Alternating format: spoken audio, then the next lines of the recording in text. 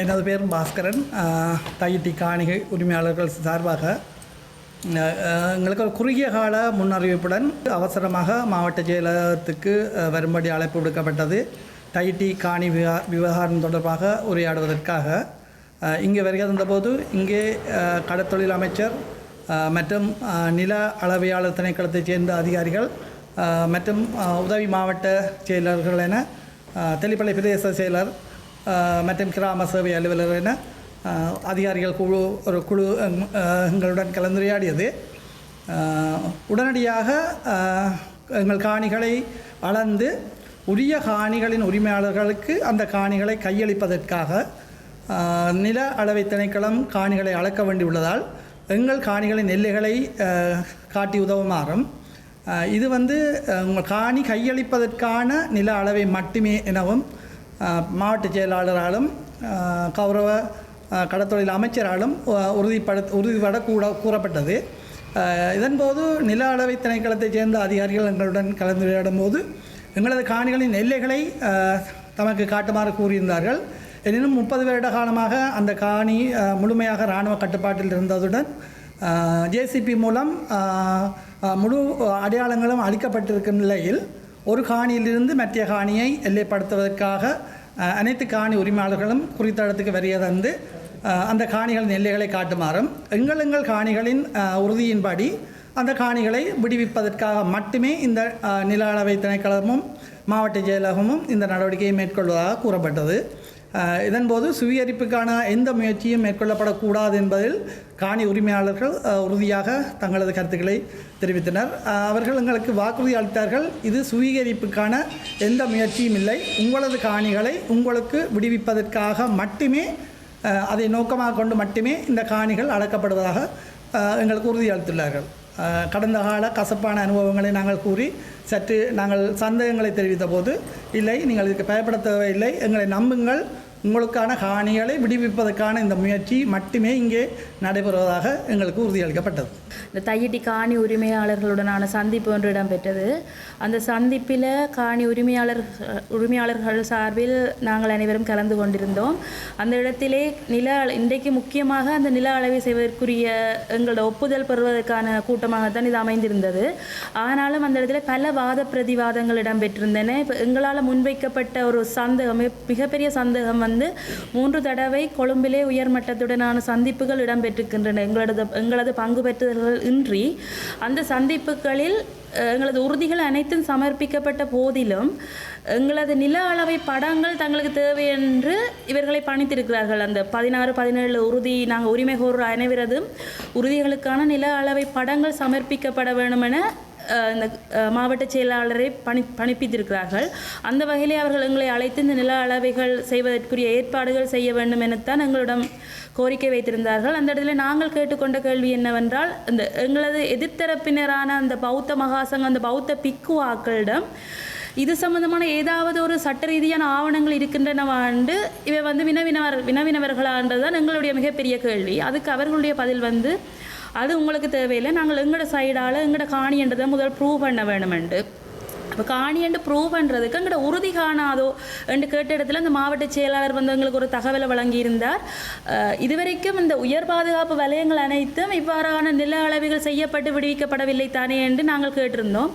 அவர் கூறியது இது தற்போது உயர் பாதுகாப்பு வலயம் இல்லை, இன்னும் வர்த்தமானி வெளியிடப்படவில்லையே தவிர இது இராணுவ தரப்பு பாதுகாப்பு தரப்பிடமிருந்து விடுவிக்கப்பட்டு தற்போது இது அரச காணியாக உள்ளது. அரச காணி என்றால் அந்த அர்த்தம் இல்லை, தற்போது அரசாங்கத்திட்ட விடுவிக்கப்பட்டிருக்கிறது. அப்படியான காணிகள் தாங்கள் எங்களோட உறுதிப்பாடுகள், எங்களோட இதுகள் சேவை பிளான்களை வச்சு உறுதிப்படுத்தி தான் விடுவிக்க முடியும் என்று சொல்லி மாவட்ட செயலர் கூறியிருந்தார்.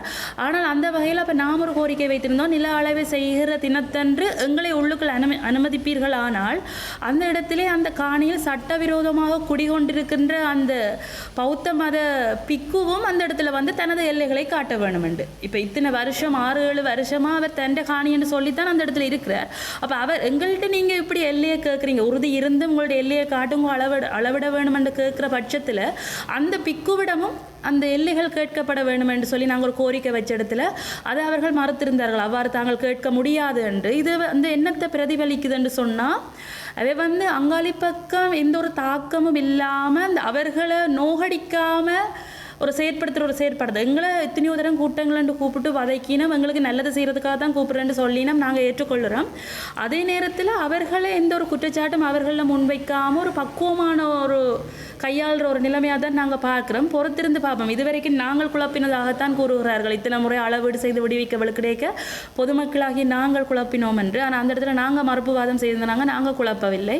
எங்களை உள்ளுக்கு அனுமதிக்க இராணுவம் வந்து இடம் தரவில்லை என்றும், அந்த ஒரு காரணத்தால் அளவீடு செய்யப்படவில்லை என்றும், நாங்கள் எவ்வளவோ ட்ரை பண்ணி நாங்கள் அளவீடு செய்யாமல் நீங்கள் அந்த இடத்துல அவர்களுடைய எந்த ஒரு ஆவணங்களும் இல்லாத இடத்துல விடுவிக்க கோரி நாங்கள் எவ்வளவோ பிரதிவாதங்கள் முன் வச்சும் அவர்கள் அதற்கு சம்மதிக்கல. அளவீடு செய்து அமைச்சர் சந்திரசேகரிடம் நான் கேட்ட விடுத்து, அளவீடு செய்தால் எவ்வளவு காலத்திற்குள் காணியை விடுவிக்க முடியும் என்று கேட்ட இடத்து 2 கிழமைகளுக்குள் தான் காணியை விடுவிப்பேன் என்று சொல்லி எனக்கு சபதம் ஒன்று செய்திருந்தவர். பொறுத்திருந்து பார்ப்போம். அளவீடு செய்து அந்த ஒரு குறிப்பிட்ட ஒரு ஷார்ட் பீரியடை கொடுத்து பார்ப்போம். அதுக்குள்ள விடுவிக்காட்டி சகல மக்களும் எங்களுக்கு ஆதரவு தர வேண்டும். இந்த போராட்டம் மிகப்பெரிய ஒரு பூதாகரமான போராட்டமாக வெடித்து அரசாங்கத்துக்கு தேவையான ஒரு ப்ரெஷரை நாங்கள் கொடுக்குற வேண்டிய ஒரு கட்டாய சூழ்நிலையில் நாங்கள் இக்கட்டான சூழ்நிலையிலான் இருக்கிறோம். இப்போ இந்த அளவீடுகள் நாங்கள் முழுக்க நம்பித்தான் ஓமென்று சொல்லி அளக்க இருக்கிறோம். ஆனால் அவை வந்து சுவீகரிக்க மாட்டோம், அது சம்பந்தமான சகல உறுதிப்பாடுகளும் தந்துதான் அளப்போம் என்று சொல்லி கூறுகிறார்கள். பொறுத்திருந்து பார்ப்போம். ஆனால் மக்களாகிய அனைவரும் வருகிற வெசாக் தினத்தன்று நாங்கள் போராட்டம், வருகிற 1ஆம் தேதி ஒரு போராட்டத்தை நாங்கள் ஒழுங்கமைக்க இருக்கிறோம். அதுக்கு முதல் இந்த அளவீடுகள் அனைத்தும் இடம்பெற்ற முடியும் என நினைக்கிறோம். அப்போ அந்த 1ஆம் தேதி போராட்டம் வந்து எங்களோட காணி விடுவிப்புக்குரிய மிகப்பெரிய ஒரு அழுத்தமாக அமைய வேண்டும் என்று சொல்லி நான் இந்த இடத்துல கோரிக்கை வைக்கிறேன். இன்னும் ஒரு விடயம் என்னென்று சொன்னால், இப்போ நாங்கள் எங்கள்கிட்ட 17 பேர்ட்ட உறுதி இருக்குது. 17 பேர் தான் எங்களால் அடையாளம் காணக்கூடிய மாதிரி இருக்குது. அந்த 17 பேர்ட்டையும் அந்த எல்லைகள் காண்பிக்கப்படும் இடத்து அந்த 17 பேர்ட்ட காணியை மட்டும்தான் அவ ரிலீஸ் பண்ணுற மாதிரி ஒரு கதை ஒன்று சொன்னவ. இப்போ அந்த இடத்துல வந்து கிட்டத்தட்ட ஒரு 150 பரப்பு காணி இருக்குமென்று சொல்லி நாங்கள் சந்தேகிக்கிறோம். அதுக்கு கூடுதலான காணிகளும் இருக்கலாம். ஆனால் அந்த உறுதிகள் காண்பிக்கப்படும் இடத்து அவர்களது காணிகளை மட்டும்தான் விடுவிப்பதாக கூறியிருக்கிறார்கள். அந்த இடத்துல நாங்கள் கேட்டோம் என்னென்னு சொன்னால், இப்போ உறுதி இல்லாமல் சிலது இப்போ 30 வருடமாக வந்து நாங்கள் அந்த இடத்துல வந்து இல்லை. அப்போ அந்த தாய் தகப்பன் தவறின ஒரு பிள்ளைகளுக்கு அந்த இடத்துல காணி இருக்கிற விஷயமே தெரிஞ்சிருக்காமல் இருக்கலாம், உறுதிகள் கூட அவர்கள் இடத்தை இருக்காமல் விடலாம். அப்படியான காணிகள் சுவீகரிப்பு மூலமோ அல்லது ஏதோ ஒரு வகையில் அந்த விகாராதிபதி கைப்பற்றுவதற்கான சந்தர்ப்பங்கள் இருக்கலாம் என்ற ஒரு சந்தேகத்தில் நாங்கள் கேள்வி கேட்ட விடத்து அவ்வாறு இல்லை. அவை எப்போதாவது அவர்கள் உரிமை கோரப்படும் இடத்து, அந்த காணிக்காரர்களால் உரிமை கோரப்படும் இடத்து அந்த காணிகள் அளவை செய்து விடுவிக்கப்படும் என்று கூறுகிறார்கள். அதில் நான் இந்த பொதுமக்கள் தையீட்டிய சார்ந்த மக்கள்கிட்ட நான் வந்து விடுக்கிற கோரிக்கை என்னென்னு சொன்னால், இவ்வளோ காலம் ஏதோ ஒரு சிலவள ஒரு பயத்தின் காரணமாக கூட நீங்கள் உறுதிகள் இருப்பதை வெளிப்படுத்தாமல் இருந்திருக்கலாம். இந்த சந்தர்ப்பத்தில் அனைவரும் உங்களது காணிகள் அந்த விகாரை இடத்திலே எல்லைப்படுத்தப்பட்டிருந்தால் அனைவரும் முன்வந்து உங்களது காணிகளை மீட்க முன்வர வேணும். இல்லையே இன்னும் ஒரு தசாப்த காலம் செல்லக்கூடும் அந்த காணிகளை விடுவிக்க. அதற்கிடையில் அந்த இடத்துல கூட புத்த விகாரிகள் சரி ஏதாவது ஒரு சட்ட ரீதியற்ற ஒரு கட்டடம் எழும்புவதற்கான சந்தர்ப்பங்கள் மிக மிக அதிகமாக உள்ளது. இந்த காணிகளை நாங்கள் மீட்கும் இடத்து இன்னும் ஒருபடி ஆவேசமாக நின்று மற்ற காணிகளை கைப்பற்றக்கூடிய சந்தர்ப்பங்கள் இருக்கின்றமையால் அனைவரும் உங்களிடத்தில் ஏதாவது உறுதிகள் இருந்தால் அவற்றை வெளிப்படுத்த வேண்டும் என்று நான் மிகுந்த ஒரு உரிமையோடு கேட்டுக்கொள்கிறேன். இது எங்களோட கடமையும் கூட.